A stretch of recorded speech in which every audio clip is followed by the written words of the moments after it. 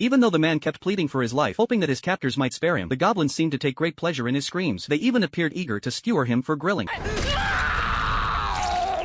The woman and child, however, faced a far worse fate. The child would be used as military rations, eaten raw as sashimi, while the woman would be nothing more than a vessel for reproduction. These goblins have short gestation periods, so they could quickly expand their population and create a large tribe. In their quest to grow their numbers, the goblins launched a surprise attack on the kingdom while its main fighting forces were away. The humans kept losing, and soon the entire kingdom fell to the goblins. In the towns that were overrun, all the men were tortured to death. The scene was utterly horrifying, and the civilians scattered in every direction to escape. Meanwhile, the soldiers still at the front were no match for the goblins' offensive and were eventually forced to retreat to the cathedral. There, they swore an oath. Even if they had to die in battle, they would never allow the royal bloodline to be tainted. At the same time, the princess was terrified. If the goblin army breached the castle, she would become nothing more than a tool for their race. Desperate, she cast aside her royal dignity and knelt before Mary, begging her to break the legendary seal. There was only one way to undo the seal: Mary's first kiss. But Mary, feeling too ashamed, had long refused to help. Just then, the doors of the cathedral were blasted open by the enemy. The local goblin leader spotted the princess and eagerly waved at her, expressing his desire to taste the royal bloodline. Several ministers, without any regard for their dignity, rushed to kneel before the goblins, pledging their loyalty. In truth, these ministers had been colluding with the enemy all alone, betraying the kingdom and leaking the king's and the army's whereabouts. This had given the goblins the opportunity to betray them. When the goblins saw the traitors, they showed no mercy. The ministers were immediately crushed under the feet of the larger goblins. Two other goblins swung their wooden clubs, killing humans left and right. The girl suddenly remembered what her father had once told her, but her heart remained conservative. She couldn't bring herself to take that step. However, the goblins weren't giving her any time to think.